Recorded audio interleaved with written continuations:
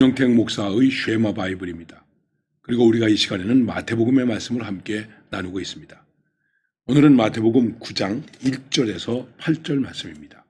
그리고 함께 부를 찬송은 185장 이 기쁜 소식을 온 세상 전하세. 예수님께서 이 땅에 오신 소식, 특별히 사람들을 살리시고 고치시고 어루만지시는 그 기쁜 소식을 우리는 온 세상 전해야 할 것입니다. 마태복음 9장 1절에서 8절 말씀은 이렇게 시작하고 있습니다. 예수께서 배에 오르사 건너가 본 동네에 이르시니 침상에 누운 중풍병자를 사람들이 데리고 오거늘 예수께서 그들의 믿음을 보시고 중풍병자에게 이르시되 작은 자야 안심하라 내 죄의 사함을 받았느니라. 이렇게 해서 중풍병자를 고쳐주시는 사건을 보게 되는 것입니다. 이 말씀 앞에서 우리는 마태복음 8장과 9장은 예수님의 치유 사건이 많이 집중되어 있다고 하는 것입니다.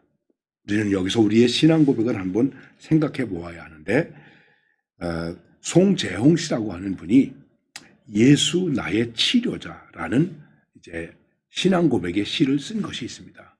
오늘 제가 여러분들에게 이 내용을 함께 잠깐 나누도록 하겠습니다. 예수 나의 좋은 치료자.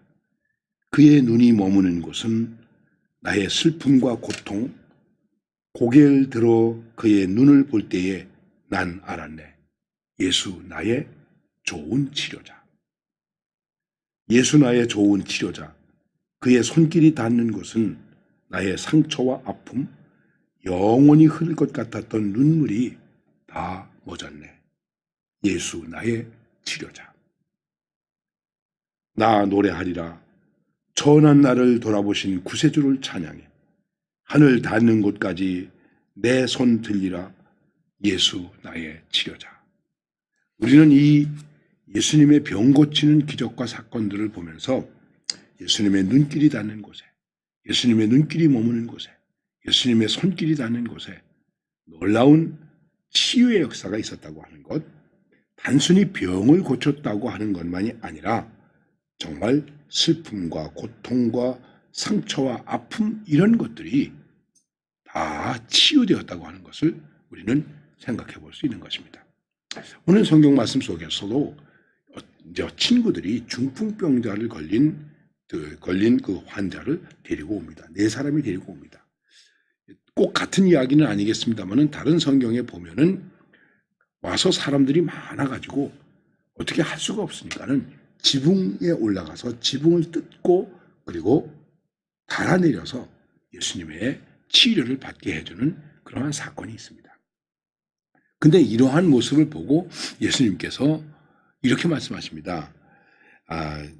작은 자야 안심하라. 내 죄의 사함을 받았느니라. 중풍병자에게 네 병이 나았다 이렇게 말씀하지 아니하고 내 죄의 사함을 받았느니라 말씀했습니다. 예수님의 치유 사건에서 가끔 갈등이 벌어지는데 그 갈등의 핵심이 뭐냐 하면은 병이 나았다, 죄의 사함을 받았다 하는 것입니다. 우리는 더 깊이 생각해야 됩니다. 더 높이 생각해야 됩니다. 그것이 무엇일까요? 예수님께서 이 땅에 오셔서 우리를 구원하신다는 것은 완전한 구원, 온전한 구원을 말하는 것입니다.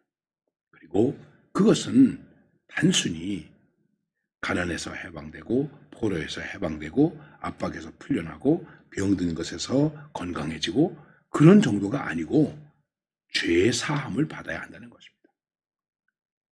그런데 사람들이 그 당시 이해하지 못하고 특별히 유대교의 지도자들이 그래서 오늘 말씀에도 이렇게 말하고 있습니다. 예수님께서 내 죄의 사함을 받았느니라 그랬더니 어떤 사기관들이 속으로 이르되 이 사람이 신성을 모독하도다. 옛날 성경에는 이렇게 말하고 있습니다. 참남하도다. 아이 건방지고 아니 어떻게 죄 사함을 받았다고 얘기할 수 있겠는가? 하나님을 모독했다. 하나님만이 죄를 사할 수 있는데 자기가 뭔데 죄 사함을 받았다라고 할 수 있겠는가? 병을 좀 고친다고 이렇게 교만해도 되겠는가? 하고 예수님을 비난했습니다.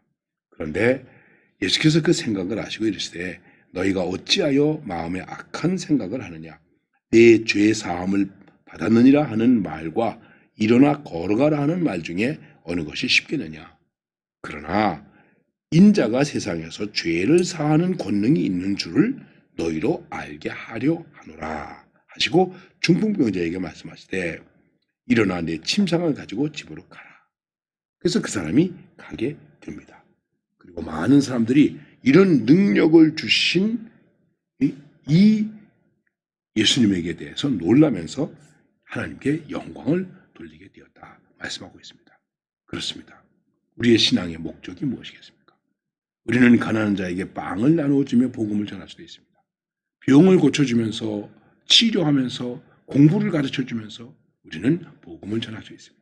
그래서 선교할 때 병원을 짓고 학교를 짓고 교회를 짓는 일을 했습니다. 그러나 그 모든 일의 본질적인 목적은 죄 사함 받은 구원받은 백성이 되게 한다고 하는 것입니다. 이것이 우리의 복음의 핵심이며 본질이며 예수님이 오신 목적이며 그리고 우리의 사명의 본질이라고 할 수 있는 것입니다. 결코 병 고치는 은사를 가볍게 생각하는 것이 아니라 그것의 본질적인 목적은 죄 사함 받아서 하나님의 백성이 되게 하는 것이다 하는 것입니다. 그리고 오늘 말씀 속에서 우리는 친구들이 병자를 데리고 왔다. 이것은 믿음의 공동체를 이루었다고 하는 것입니다. 그리고 주님께서는 그 공동체 안에 있는 믿음을 인정해 주셨다고 하는 것입니다. 예수님께서 이 중풍병자를 사람들이 데리고 온 것을 보고 그들의 믿음을 보시고 그러니까 그들이 자 우리가 주님께로 가자. 그래서 주님께로부터 병 고침을 받자 하는 믿음을 가지고 온 것 같아요. 그러니까 그들의 믿음을 보시고 주님은 우리 공동체의 믿음도 인정해 주신다. 그러니까 우리 교회 공동체가 또 신앙의 공동체가 가정의 공동체가 잘 되려면 그 공동체 구성원의 믿음이 좋아야 한다고 하는 것입니다. 주변의 믿음이 좋았기 때문에 중풍병 들린 친구도 구원을 받을 수 있었습니다. 치료를 받을 수 있었습니다. 우리도 마찬가지입니다. 우리의 믿음이 좋으면 어떻게 될까요? 거기에서 죄 사함 받는 역사가 일어나게 되는 것입니다. 그러면 그 다음에 이 모든 일들을 통해서 하나님께 영광을 돌리게 되는 것입니다. 우리가 단순하게 병 나았다, 기적을 보았다 이런 정도로 끝나지 아니하고 정말 그 본질적인 것이 무엇인가 하는 것과 함께 우리 교회의 공동체가 신앙인들이 모인 공동체가 그 믿음을 보여주고 그 믿음을 보여주는 것 가운데 치유의 역사가 일어나고 하나님께 영광을 돌릴 수 있어야 한다는 것입니다. 이러한 믿음의 큰 힘과 능력이 오늘도 우리 가운데 충만하시기를 바랍니다.